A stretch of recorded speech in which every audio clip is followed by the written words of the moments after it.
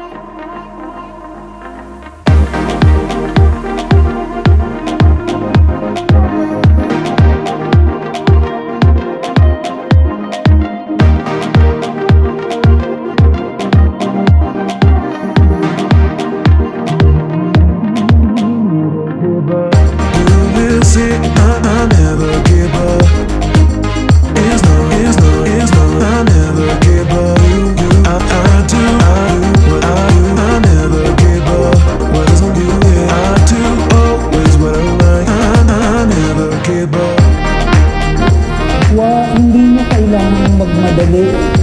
Ang maganda, yung habang nagdo-drawing, nag-enjoy kayo. Hindi nyo kailangan tapusin agad.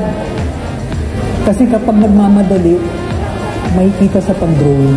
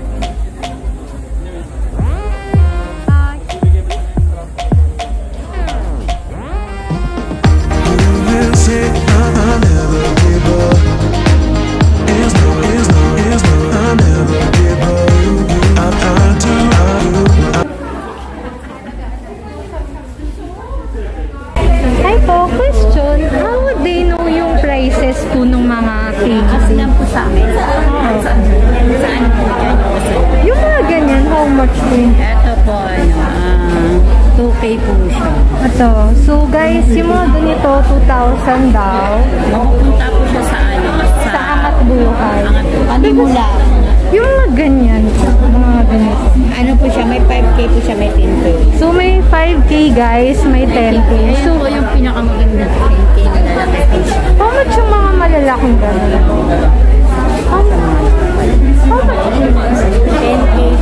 Oh, guys, yung mga ganon, 10K daw. Yung mga ganon, 10K siya.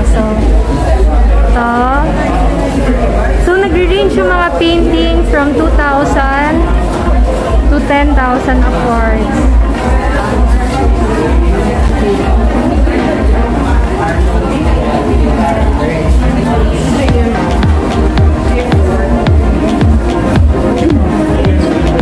Ganda rin.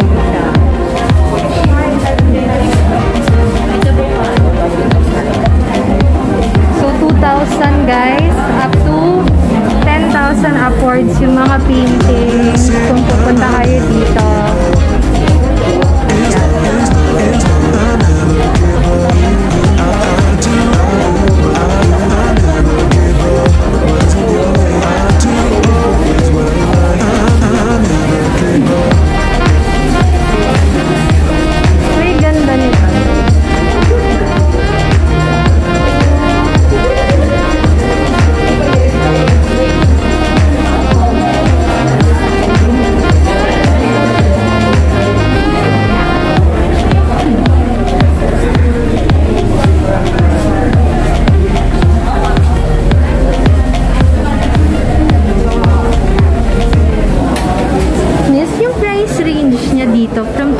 2,000 up to, ano yung Ang minimum po is 1,000 and maximum is 10,000. Which is donation lang po siya sa mga artworks. Means, you can add up kung sa tingin niyo mas valuable pa ng higit 1,000 or 2,000 isang artwork. Thank you! So guys, 1,000 to 10,000 pero pwede nyo kayong magbigay na additional since yung funds nun mapupunta sa Angat Buhay Foundation.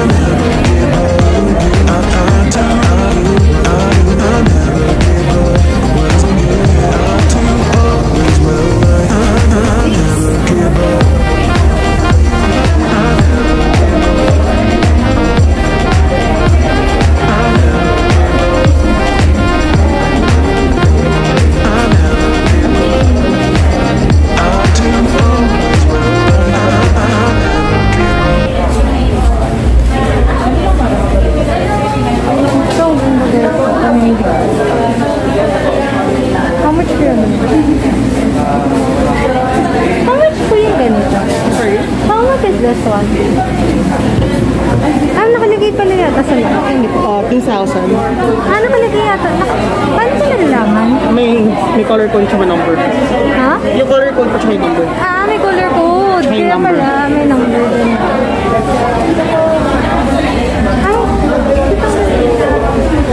This one po. Ang ganda.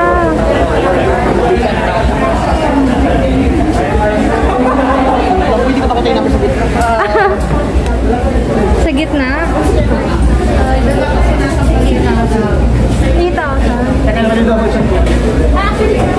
8,000. Uy guys, 5,000 lang to. At ang ganda niya.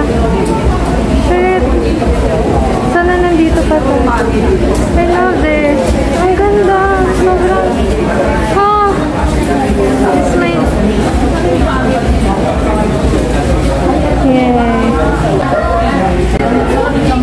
Ganda.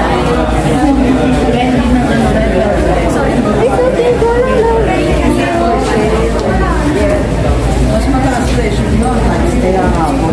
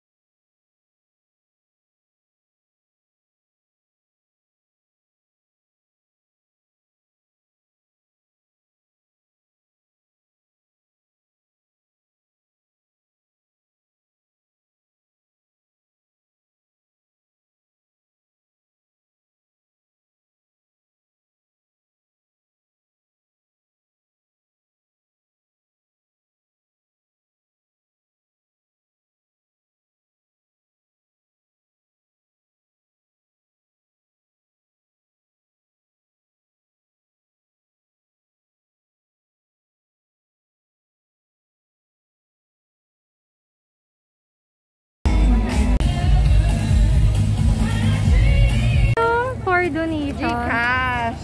Okay. Tanging Yaman. Yes. Foundation. Iba pa yun sa Angat Pinas. Ano Yes. na? Okay. Sila mag-holding muna. Okay. Nareds. Next stop. Fiesta. Barangay Angat Buhay.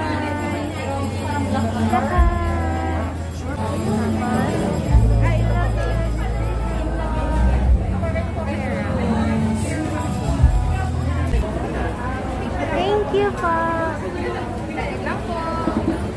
Thank you po.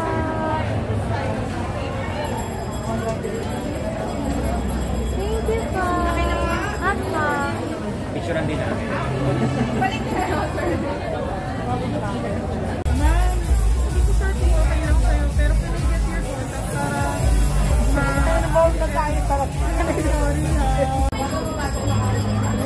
Ten lang, di ba?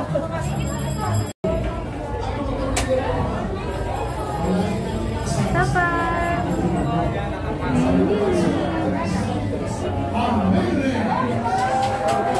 Ay, patay ko. Wow.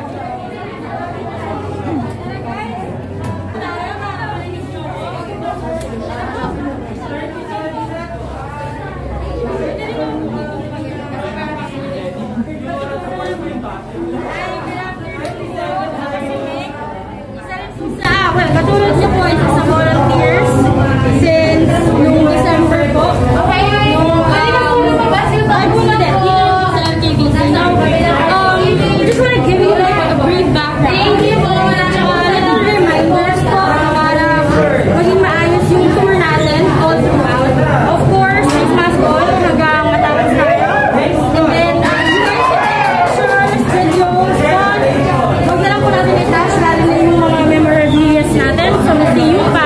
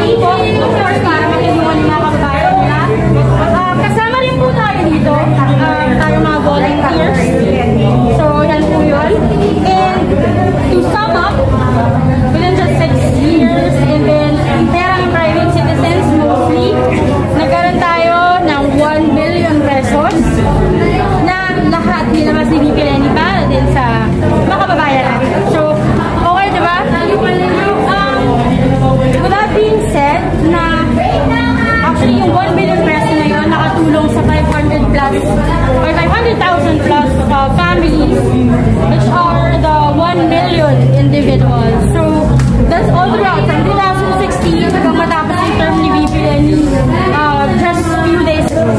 So, gusto lang din po namin pakilala sa inyo yung little highlights. Dito po tayo harap. Bakit ko nasabing little highlights, guys, kahit ang dami nakikita ng pink and blue? Well, that's because kagabi, as we're trying to build this wall, sabi ng mga taga-OBP habang nagtutulong-tulong kami kagabi, kahit na rin tumapuno with all the programs na tumatulungan ni VP Lenny. Pero these are just little highlights. Ganito po yung orientation from here, pababa, next, pababa, ganun po. So, from June 2016, I think, sobrang familiar sa millennials, we have the Roberta sisters sa inauguration ni VP Lenny. From there po, nagawa yung Angat Buhay ng October 2016. Alright? And highlight lang po natin to yung December 2016 na nagkaroon po ng typhoon niya. Diyan po agad-agad rumispunde ang office ni VP Lenny. So ito po yung unang-unang natulungan under Angat Buhay. And then, if familiar kayo, lalo sa mga rallies, or kahit sa interviews ni VP Lenny, sino nakakaalala ng Agutaya, Palawan? Diba? Tama po. Which is here, back in June 2018, walang kuryente. Nandito rin po yung sa tinawag si VP Lenny na ate. Sobrang cool yung video na yun. Anyways, gusto ko lang po makita. Dito po si Palawan, dito si Agutaya. Tapos sobrang layo. Parang, alam mo yun, sino ka pupunta dyan sa maliit na bahay na yan? Wala kang boto. Diba po? Kumbaga, napakaliit na community pero hindi iniwan ng OBP. Hindi ko lang sabihin, kaya natin gawin lahat to Hindi lang si VP Lenny on her own, pero kaya natin lahat. That being said, I'll pass you to the next team who will actually explain how you guys can help sa ating Angat Buhay Foundation. I believe we have Miss Winona and Miss Jorka. Thank you po. Hello, good afternoon. Dito na lang po tayo. Ayun, good afternoon po. So, doon, napag-usapan natin kung anong ginawa sa Angat Buhay program under OBP, Office of the Vice President. Dito naman po, bilang Angat Buhay Foundation, ayun po, kung ano yung mangyayari pa sa mga susunod na mga araw, na mga taon, ayan. So, nabuo na naman po ang Angat Buhay Foundation dahil gusto natin ipagpatuloy kung ano man yung nagawa. Mapa-OBP man yan kung nasa OBP pa. And ngayon, and sa campaign, ayun, gusto natin magpagpatuloy ang volunteerism. So, ang pinagkaiba rin ng Angat Buhay Foundation, hindi na po tayo by government funding. So, ang pinaka-backbone natin ngayon ay yung volunteerism din ng kapwa natin Pilipino na gusto lang din naman talagang makatulong sa mga nasa farthest and lowest communities. Ayan. So, ayun po, we have 4 pillars here. Ito ay public education, food security and nutrition, and universal healthcare, disaster relief and rehabilitation, and community engagement. So, ayun po yung gusto natin i-target sa Angat Buhay Foundation. And nandito po si Chesta para i-explain itong 4 pillars na ito. Hello po, good afternoon. So, meron tayong 4 pillars. Simulan po natin sa public education. Kung tinatanong niyo po kung bakit public education yung isa sa napiling pillars or priority areas ng Angat Buhay Foundation, pagpapatuloy lang yan ng OBP na Angat Buhay. Dahil naniniwala po or ang ini-envision na talagang public education na programs ay yung may pag-recognize na meron tayong educational crisis na nangyayari sa ating bansa. Hindi po ito hinugot lang sa hangin o hinulaan lang namin. Ito ay bunga po o base po ito sa mga konsultasyon namin. Mula 2016 hanggang 2022, bumababa kami, nangangamusta sa mga grupo, sa mga natulungan, sa kanilang mga anak. Tapos, yun po, base yun sa konsultasyon, so nakita namin na minsan may mga grade 5, grade 6, hindi pa rin sila marunong magbasa, hindi marunong mag-basic math. So, yun yung gusto natin i-address dito, na pagpapatuloy ng mga community learning hub natin sa OVP na Angat Buhay. Pero mas may focus ngayon sa remedial centers na magtuturo at mag-focus sa reading and math. Para po ma-address yung gap na yon sa education natin. Sunod po, hand in hand po tayo dito. Sunod po, kasabay o kaakibat nung focus sa public education, yung food security, nutrition, and universal healthcare. You might be wondering po bakit sinasabi ko hand in hand. Pero po kasi, napansin din namin or it's proven na pag 5 years old yung bata at stunted pa rin siya, irreversible na po yun. Kahit ano pong trust natin sa public education, paglampas na po yung 5, baka hindi na rin po niya ma-absorb yung mga natututunan niya sa school. So, kaya, yes po, so, kailangan natin talaga i-focus hand in hand proper education tsaka proper nourishment and nutrition. Next po, disaster relief and rehabilitation. Disaster relief and rehabilitation,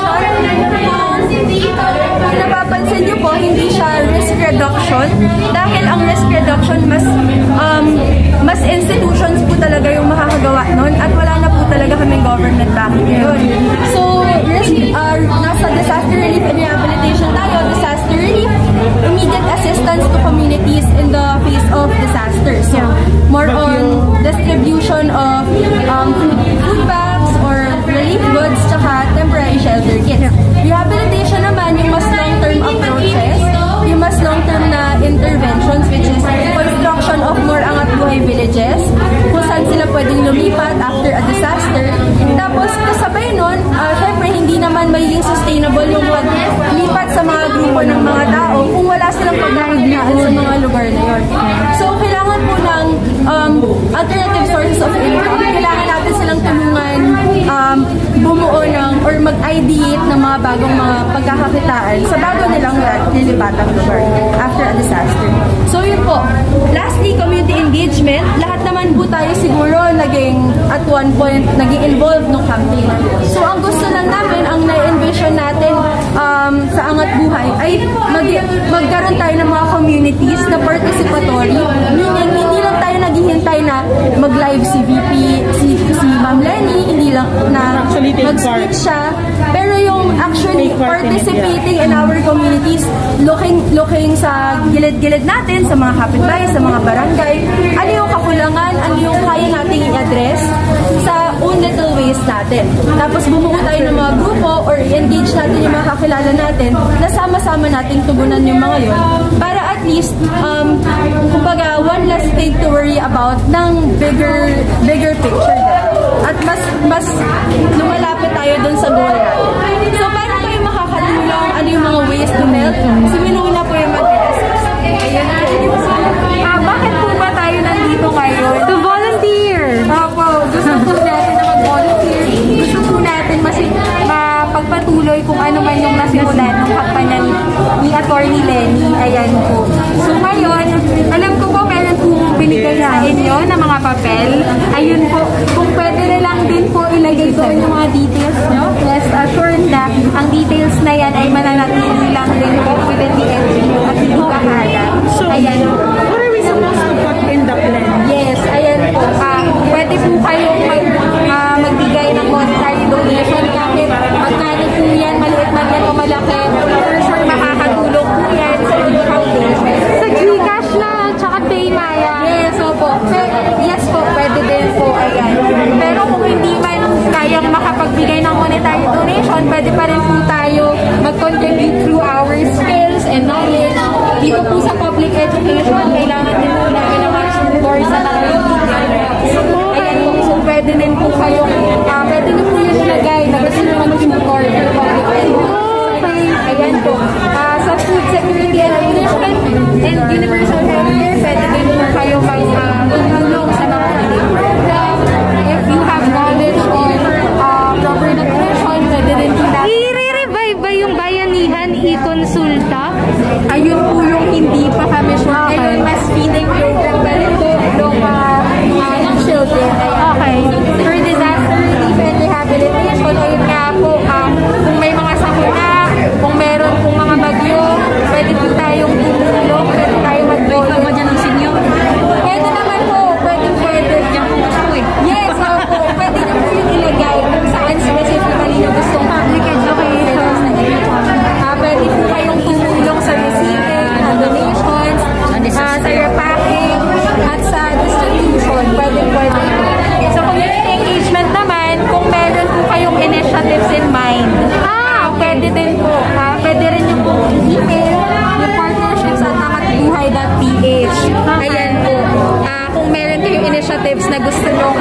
maging partner ang Angat Buhay Foundation.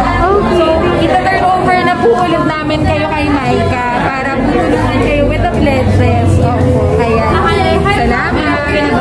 Ako nga po pala si Maika. So, i-discuss ko lang po kung ano po yung dapat na isulat sa form. So, first is of course yung name nyo po para makilala po kami kayo namin. If ever kailangan kayo namin i-contact. Then sa affiliation po, any existing groups po na member kayo. Like for example, yung mga Lenny groups na gusto pang i-continue, ilalagay nyo po sa affiliation yon. Tapos, sa contact number po is yung contact number, cellphone number or phone number po. Tapos, sa areas of operation po, for example po, saan po kayo nakabase, saan po yung, saan po kayo nakatira, saan kayo nag-aaral, saan kayo nag-work, yung kung saan po mas convenient sa inyo. And then, sa email address po, it can be your personal email address or yung sa affiliation nyo po. And then, sa pledge po, di ba po, may discuss na if ever pipili po kayo ng isang sector na gustong tulungan, yun po yung ilalagay nyo. Then, yung specific po, kung anong gusto nyo tulong nyo doon. For example po, or any other services po na may offer nyo. For example po, sa DRR, gusto nyo pong tumulong sa repacking or kayo po mismo yung mag-donate ng goods. Pwede po yun. Or if may besides dyan po, for example, gusto nyo pong tumulong sa ushers. Gusto nyo pong tumulong with production if ever may event. Pwede nyo pong ilagay yun sa pledges. Or pwede, if may monetary pledges naman po kayo, dito po, kasama po namin yung Tanging Yaman organization. Pwede po kayong, mag-proceed lang sa kanila if gusto nyo mag-bigay any monetary donation.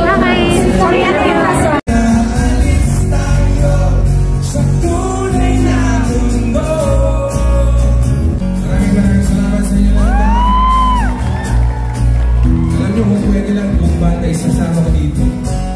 Palaging sulit po, palaging sulit. Kita-kita tayo palagi, okay? Why Angat Buhay po? Why Angat Buhay? Because we all can do something for our community to make a better country.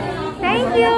Why Angat Buhay? Because we can always take part to the smallest way for us to help, the marginalized, and even not just the marginalized, but everyone else in the community. Thank you po! Volunteer work is something na nasa heart ko na po talaga since before pandemic. Parang I'm volunteering for other NGOs. Nag-grow ako as a person, or as an individual. Hindi lang po physically, pero mentally din. Parang nag-grow yung ideologies ko, ganun. And being part of VP Lenny's campaign, ito po talaga yung parang nagpainit sa fire sa heart ko to serve the country. Thank you! Yes po! Thank you! Why Angat Buhay? Ayan. Gusto kong tumulong or mag-volunteer sa Angat Buhay kasi pinagkakatiwalaan ko si Attorney Lenny Robredo. Sa dami ng nagawa niya. Saka alam ko yung puso niya para tumulong. Totoo talaga.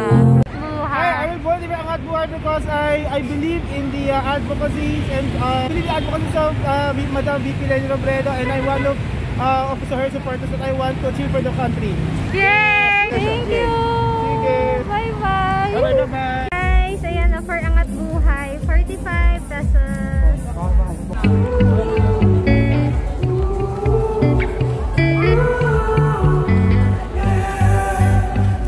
These skies have a different light. Why noise that keeps me up at night? I can't help but think back to you.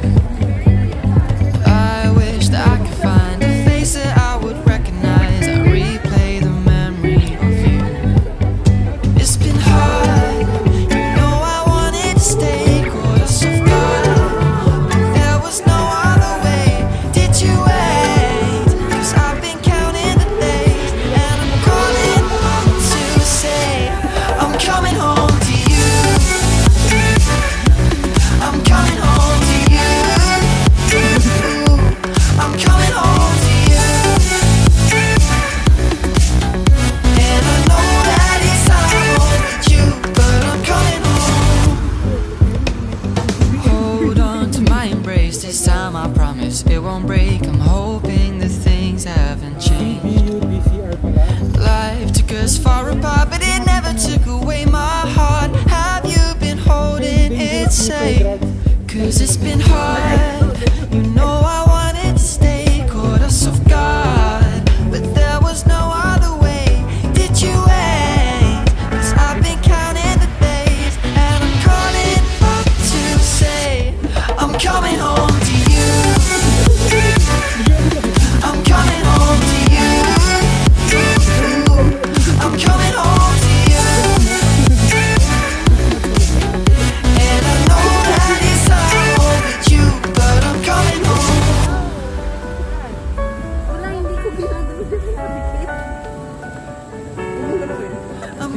Stay